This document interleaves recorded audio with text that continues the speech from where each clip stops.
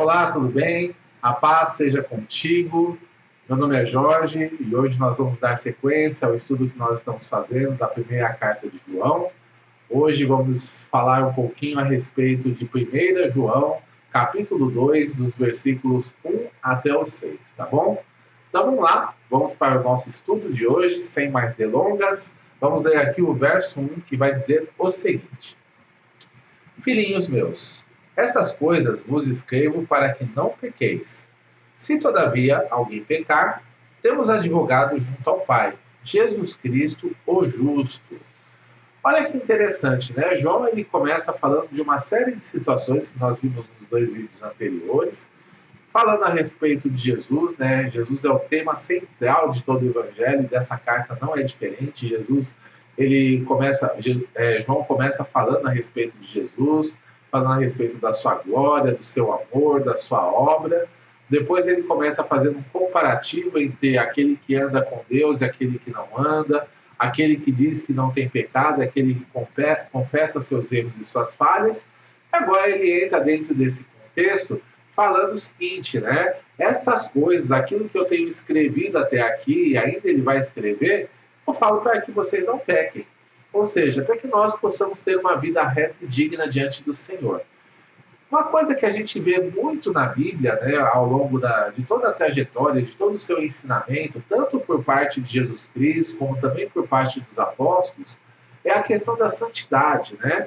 O Evangelho, quando ele entra nas nossas vidas, ele tem que causar mudança, transformação. Não é possível que eu esteja andando, né, sozinho, tendo meu próprio caminho, e de repente tenha um encontro com Jesus e permaneça da mesma forma que eu sempre fui. Eu gosto muito de uma analogia que foi feita por um determinado pastor, que ele disse: você está andando na rua e de repente você pega um caminhão, né, uma jamanta toda carregada e bate em você. O impacto ele é tremendo, você não vai ficar parado no mesmo lugar e sua vida não vai ser mais a mesma, né? E quando nós temos esse encontro com Jesus, é muito mais do que o impacto de uma jamanta. Jesus ele muda completamente a nossa trajetória de vida, ele muda completamente a nossa forma de pensar, ele muda completamente as nossas atitudes e ações, e não dá mais para ter a velha vida de sempre, como só sempre vivemos antes de Jesus, da mesma forma depois que conhecemos a ele. Então ele traz essa mudança. E tudo bem por conta de um ensinamento, que a nossa transformação e a nossa mudança, embora o novo nascimento ele se dê na hora da nossa conversão, na hora em que nós confessamos a Jesus como Senhor e Salvador pela fé, ainda assim nós temos uma parte de crescimento, né? Dia após dia nós vamos conhecendo cada vez mais o Senhor, dia após dia nós vamos conhecendo cada vez mais a sua vontade para as nossas vidas através da palavra de Deus, e ali nós vamos passando por um processo de alinhamento, onde aquilo que o Senhor deseja que nós façamos, nós começamos a agregar na nossa vida, e aquilo que Ele não deseja que nós façamos, nós começamos a retirar das nossas vidas. E esse processo todo vem também mediante o auxílio do Espírito Santo, que se move sobrenaturalmente sobre nós, porque simplesmente se nós tivéssemos a capacidade de obedecer plenamente a Jesus em toda a sua vontade, não precisaria nem ele sequer ter morrido. Ele simplesmente nos daria uma cartilha e nós obedeceríamos essa cartilha e acabou, né? O Evangelho estaria sobre nós e a gente estaria salvo ali pelas nossas obras. Mas como nós não temos essa capacidade, nós dependemos da força e do poder do alto para podermos concluir, né, completar aquilo que o Senhor tem como obra para as nossas vidas. Então a gente procura entender o Evangelho, entender a salvação, entender a vontade de Deus e assim, mediante a ajuda do Espírito Santo, colocá-lo em prática no nosso dia a dia.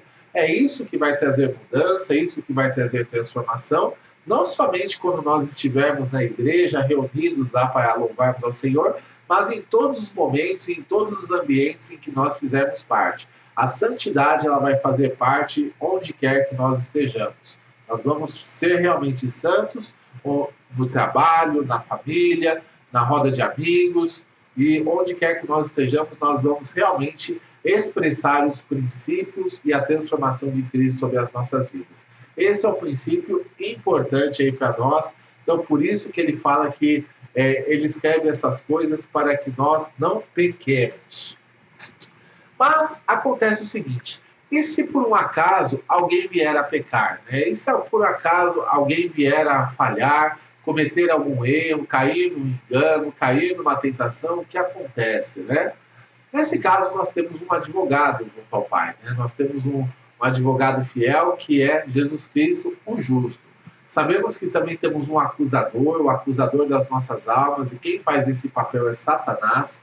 Satanás, ele nos acusa para nós mesmos, né, falando que nós não somos servos de Deus, não somos filhos, que nós não somos capazes de ter uma vida reta diante do Senhor. Satanás, ele nos acusa perante as pessoas, fazendo com que as pessoas muitas vezes nos julguem pelos nossos erros e pelas nossas falhas, ou até mesmo pelo nosso passado, quando nós já estamos com uma vida transformada no presente. E Satanás também nos acusa diante de Deus, pedindo, né, a nossa cabeça, pedindo o direito legal de estar atuando sobre a nossa vida, mas isso acaba não sendo possível pelo fato de nós também termos um advogado. E quando ele, mediante o Espírito Santo, nos chama ao arrependimento, nós novamente entramos na presença de Deus e Jesus Cristo nos justifica e nos purifica de todo pecado. Nós vimos isso no vídeo anterior, no versículo 9 do capítulo 1 de 1 João. Né? Se nós confessarmos os nossos pecados, ele é fiel e justo, tanto para nos perdoar os nossos pecados, como também nos purificar de toda injustiça. Então é importante que nós tenhamos esses conceitos, os conceitos bíblicos, as promessas da palavra de Deus, os princípios espirituais que regem essa palavra, para que nós tenhamos uma vida vitoriosa diante do Senhor. Nós vamos evitar pecar a todo custo. Nós vamos realmente procurar rejeitar o mal, rejeitar a tentação, buscar ter uma vida que agrada a Deus em todo momento. Mas se por um acaso, acidentalmente, a gente vem a cair, então nós nos arrependemos, confessamos diante do Senhor, largamos aquela prática, aquela situação e não pecamos mais. O que não pode é a gente pecar deliberadamente, né? Aquilo lá que as pessoas às vezes falam, eu vou ter uma saideira aqui, né? Vou pecar só mais essa vezinha para depois me entregar ao Senhor. Não, não vai se entregar ao Senhor, vai continuar pecando, pecando, pecando e não vai conseguir, né, ficar só naquela vez. Também é aquela pessoa que vive na prática do pecado, né? Acaba caindo, tropeçando, mas por conta do prazer, por conta da satisfação, até mesmo das vantagens, como que o fruto do pecado pode trazer para as nossas vidas, acaba permanecendo naquela situação, e aí essa pessoa acaba se afastando do Senhor, até que se arrependa genuinamente e volte para os caminhos do Senhor, e isso vai gerar consequências, vai gerar brechas, vai gerar um monte de situações contrárias na vida dela. Então, devemos tomar cuidado para não pecarmos. Mas caso peque, ainda nós temos a garantia de perdão mediante a promessa do Senhor Jesus Cristo. Se houver arrependimento genuíno nas nossas vidas e uma mudança de rota, nós encontramos o perdão. Mais uma vez falando, né, falei no vídeo anterior, Provérbios 28, 13. Aquele que confessa e deixa, esse alcança misericórdia. Amém? Bom, vamos dar sequência aqui no estudo. No verso 2 ele fala o seguinte: ele é a propiciação pelos nossos pecados, e não somente pelos nossos próprios, mas ainda pelos do mundo inteiro. Olha que interessante, né? Aqui João ele usa uma palavra um pouco difícil, né? Propiciação. Às vezes, o que será esse negócio, né? O que será que significa essa palavra?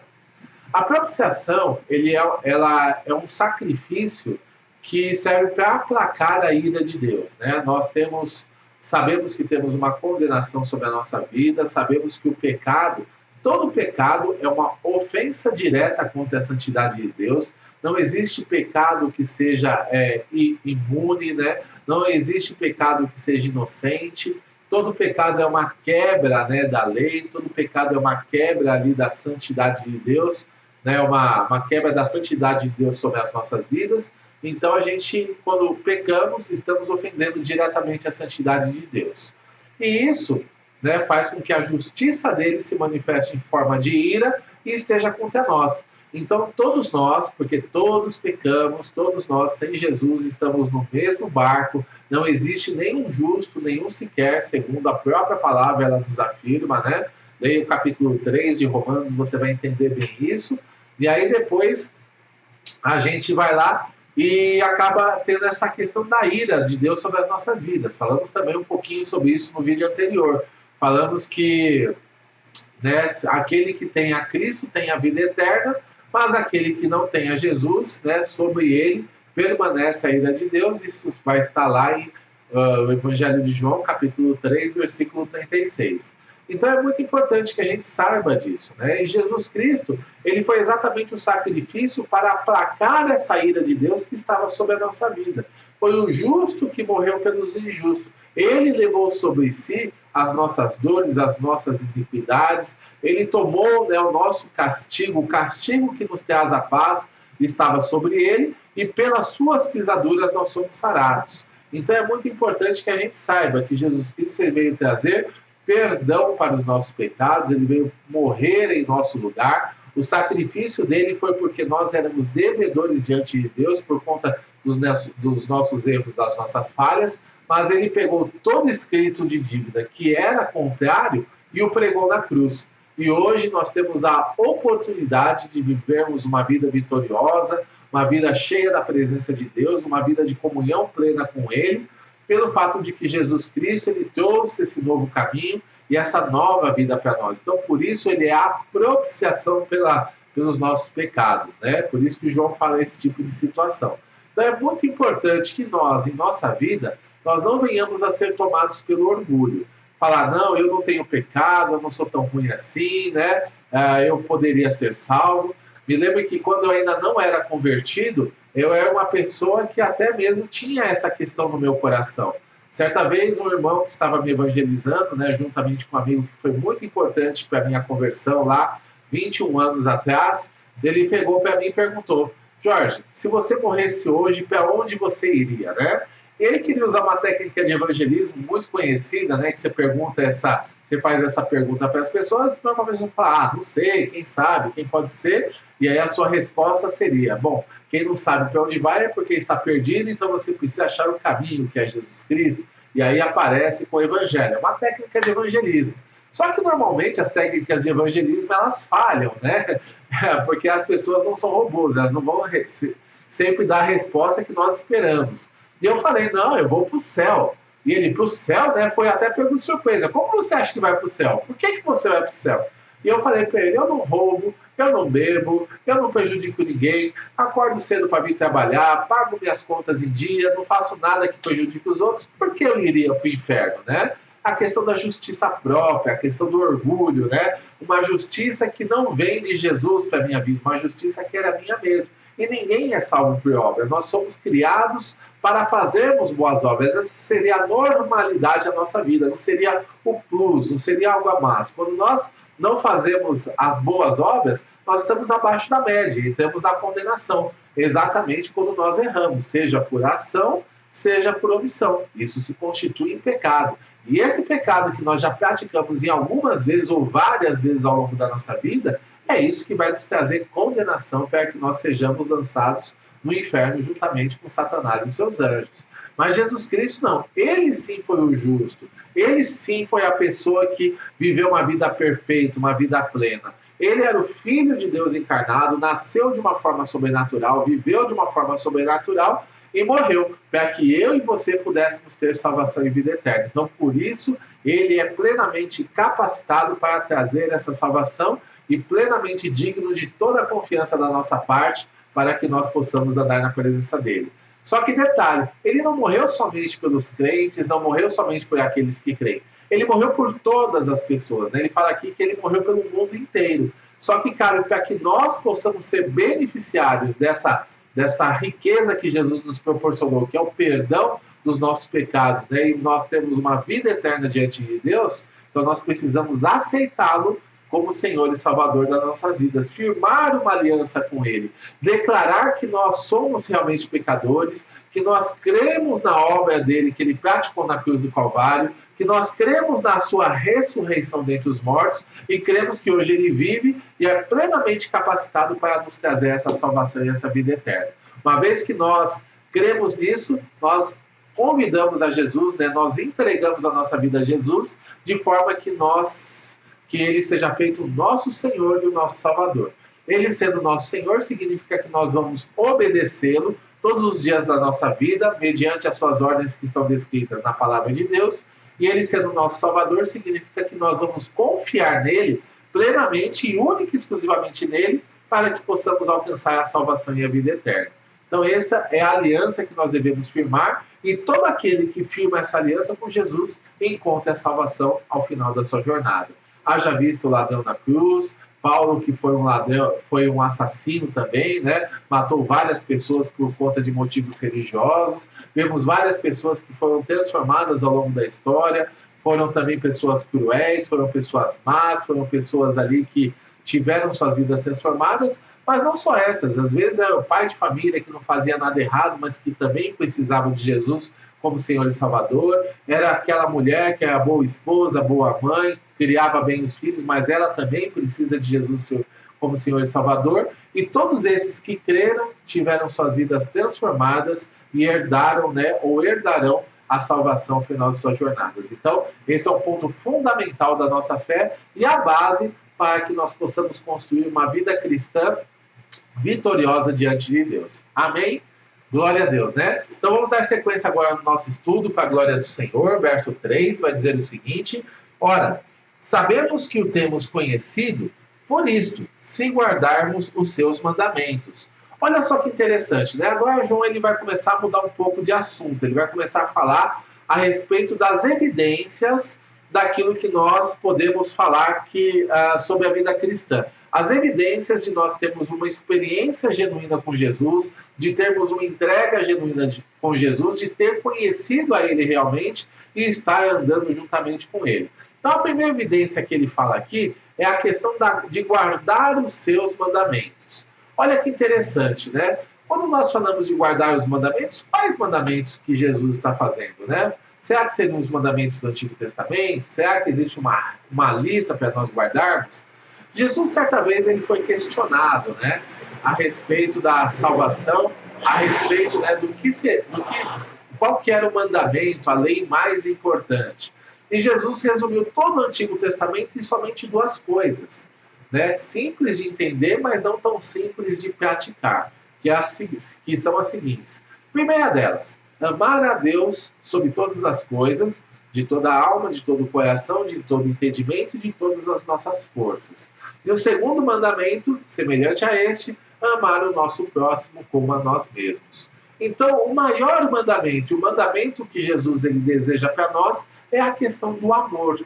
Né? Jesus ele deseja que nós amemos a Deus em primeiro lugar, e esse amor não é um amor somente de sentimentos, mas é um amor que é expressado através de atitudes e através, né, de palavras também. Então, ou seja, as nossas palavras, as nossas ações, elas têm que estar casadas para que nós possamos expressar genuinamente o amor de Deus. Então, por isso que ele fala, guardar os seus mandamentos. Jesus também, lá em João, no capítulo 14, ele fala que aqueles que o amam são aqueles que guardam os seus mandamentos. Né? Ele fala isso várias vezes. Então é muito importante que a gente entenda que nós, para guardarmos todos os mandamentos, devemos amar a Deus em primeiro lugar. E o amor é aquele amor sacrificial, aquele amor que faz de tudo para agradar a Deus, né? Tudo aquilo que ele não gosta eu deixo da minha vida. Então eu deixo a idolatria de lado, eu deixo o adultério de lado, eu deixo, né, as relações sexuais ilícitas de lado, eu deixo as minhas filosofias que são contrárias à vontade de Deus de lado. Eu tiro tudo aquilo que não presta, tudo aquilo que desagrada a Deus para realmente expressar o meu amor por Ele. Depois eu dedico tempo para me relacionar a Deus, me dedico tempo para estar buscando a Ele em oração, buscando a Ele em termos de relacionamento. É a questão de eu dedicar tempo de qualidade para que eu possa me relacionar a Deus. Quando eu amo alguém, eu quero dedicar tempo de qualidade a essa pessoa e também me dedicar a conhecer mais desse Deus da maneira como Ele se descreve através da sua palavra. Então, eu vou começar a ler a Bíblia, vou começar a procurar entender, vou começar a procurar estudar a palavra de Deus para mim saber tanto as coisas que Ele fez, as coisas que o agradaram e que o desagradaram ao longo da história, entender a vontade dEle para a minha vida, para assim eu procurar expressar essa vontade da melhor forma possível. Então, a minha vida ela vai estar sendo ligada ao objeto do meu amor, que é o próprio Deus, a própria pessoa ali do Todo-Poderoso. Então, esse é um ponto fundamental para que eu possa começar a ter uma vida cristã ali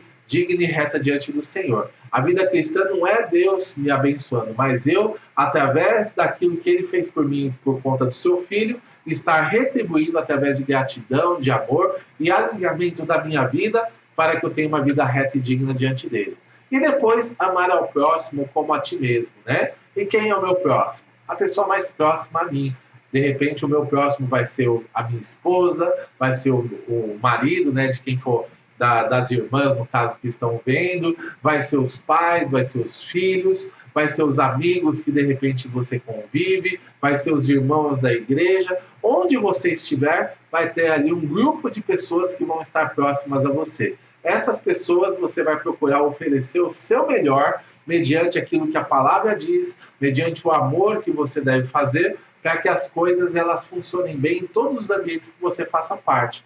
Quando você ama o próximo, você não vai mentir para ele. Quando você ama o próximo, você não vai fazê-lo de trouxa, você não vai usá-lo para seu próprio prazer, você não vai seduzir o seu próximo para desvirtuá-lo do seu caminho, você não vai fazer aquilo que é errado, né? Você não vai procurar não escandalizar, você vai sempre fazer o seu melhor para poder ajudar, para poder estar orando por ele, para poder estar trazendo uma palavra amiga, uma palavra de ânimo, uma palavra de salvação. Todas essas atitudes, elas vão expressar o seu amor pelo seu próximo. Não necessariamente você vai ter o sentimento, mais uma vez, mas você vai expressar através das suas palavras e ações que você realmente ama Jesus Cristo em primeiro lugar, ama a Deus em primeiro lugar, e depois você vai expressar o seu amor pelo seu próximo como a ti mesmo. Aquilo que você não gostaria que fizesse para você, aquilo que você não faz para a sua vida, você também não vai fazer para o seu próximo. Então esse é o mandamento principal de Jesus, para que realmente nós possamos ter uma vida alinhada com ele. Puxa, que difícil, impossível fazer isso. Realmente, para o homem é impossível, mas para Deus tudo é possível. Então por isso que ele nos deu o Espírito Santo, para nos capacitar, nos fortalecer e nos ajudar na nossa jornada, para que possamos amar até mesmo os nossos inimigos, possamos amar até mesmo as pessoas que nos perseguem e nos maldizem. Então, é essa a atitude que nós devemos ter diante do Senhor e é isso que nós devemos procurar fazer em nossas vidas. Bem? Na sequência, nós vamos ver aqui o verso 4, que vai dizer o seguinte: aquele que diz, eu o conheço e não guarda os seus mandamentos, é mentiroso, e nele não está a verdade. Olha que interessante, né? Aqui João ele começa a falar um pouquinho a respeito de quem conhece e quem não conhece. Mais uma vez ele vai falar sobre contrastes da vida cristã. Aquele que diz, eu o conheço, mas tem uma vida completamente bagunçada, uma vida ali que não obedece os mandamentos, uma vida que segue segundo a sua própria cabeça, só procura tirar vantagem para si mesmo, independente de quem possa estar prejudicando, independente de quem possa, né, de repente se afastar dos caminhos do Senhor por conta da minha má atitude, tudo isso vai expressar ali uma falta de amor, uma falta de conhecimento de Deus, ou um conhecimento apenas teórico. Eu sei a teoria de quem é Deus, né? Li a palavra, conheço a Deus, Deus é assim, Deus fez isso, Deus fez aquilo. Eu posso até ter diversos versículos memorizados na minha cabeça, mas, porém, se as minhas atitudes não condizem com o conhecimento adquirido, se as minhas atitudes não condizem com aquilo que eu faço, com aquilo que eu sei, então é muito importante que eu saiba que isso acaba falando que eu não estou conhecendo, eu estou agindo com hipocrisia, estou mostrando que de repente a minha conversão e a minha transformação, elas não são verdadeiras. Eu preciso sempre colocar diante do Senhor, Senhor, sonda o meu coração, porque enganoso é o coração, às vezes a gente acha que está bem e precisa ser mudado. Sonda o meu coração, Senhor, e depois me mostra se há algum caminho mau, me mostra se eu estou errando, me mostra se existe alguma contaminação na minha mente ou no meu coração com relação às pessoas que eu me relaciono, com relação aos sistemas que eu estou envolvido, com relação às minhas práticas de vida, para que eu possa ter um alinhamento, para que eu possa ter um momento de correção e de arrependimento e andar pelo caminho reto do Senhor. É assim que nós vencemos, né? Agora, se eu ajo de qualquer jeito e não tenho nenhum tipo de arrependimento, isso significa que eu não conheço a Jesus Cristo, que eu só sei teoricamente a respeito dele, mas não permiti que ele traga uma transformação genuína e verdadeira sobre a minha vida. Então, esse é mais um ponto aí para a gente estar meditando. Outro ponto é o verso 5, diz o seguinte: Aquele, entretanto, que guarda a sua palavra e nele verdadeiramente... vamos lá de novo. Aquele, entretanto, que guarda a sua palavra, nele verdadeiramente tem sido aperfeiçoado o amor de Deus. Nisso sabemos que estamos nele, né? Vamos deixar aqui até o amor de Deus, depois a gente desse finalzinho do verso 5 com o verso 6, para a gente fechar aqui o nosso ensinamento. Então, olha só, aquele que guarda a palavra, olha que interessante, quem guarda? Quem é que guarda, né? É aquele que conhece, que está continuamente aprendendo e está procurando aplicar essa palavra no seu dia a dia. Eu estou aprendendo, olha, eu sei que eu não posso mentir, então eu vou procurar não mentir mais na minha vida, não vou mentir mais no meu trabalho, não vou mentir mais para a minha esposa, no meu relacionamento, não vou mentir mais na minha igreja, não vou mentir mais para as pessoas que estão à minha volta. E sim, vou começar a falar a verdade. É uma forma de você estar aprendendo os mandamentos e guardando os mandamentos. Isso serve para todas as outras coisas, né? Aquele que guarda o mandamento, ele não adultera. Aquele que guarda o mandamento, ele não é desonesto. Aquele que guarda o mandamento, ele não prejudica outras pessoas. Ele é uma pessoa que ele mede as suas palavras, ele mede as suas ações e faz com que as coisas elas andem bem no nome de Jesus. Então, esse é um ponto fundamental para que nós possamos estar ali na presença de Deus para que as coisas aconteçam bem. Então, uma outra coisa que nós devemos pensar.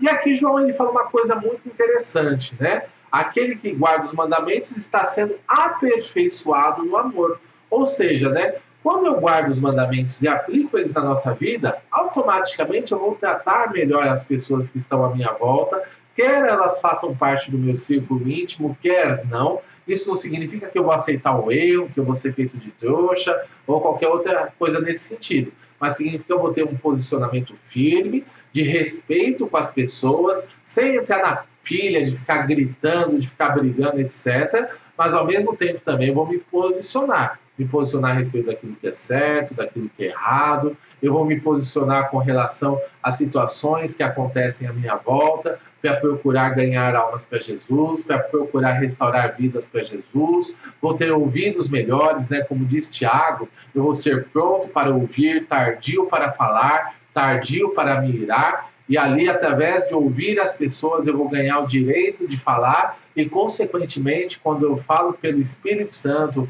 quando eu tenho um coração cheio da palavra de Deus, as minhas palavras vão ser bálsamo, vão ser bênção para os meus ouvintes. Então, é isso que a gente é aperfeiçoado no amor, né? Nós começamos a fazer a diferença na vida das pessoas de uma maneira ali que elas podem estar melhorando as suas vidas, que elas podem estar ali debaixo da presença do Senhor, mediante a nossa atuação, mediante aquilo que nós estamos fazendo e falando para elas, para que elas possam, de repente, se consertar ou até mesmo conhecer a Jesus. Então, esse é um ponto aí importante para nós. E para a gente finalizar, ele fala aqui no finalzinho do verso 5, nisto sabemos que estamos nele.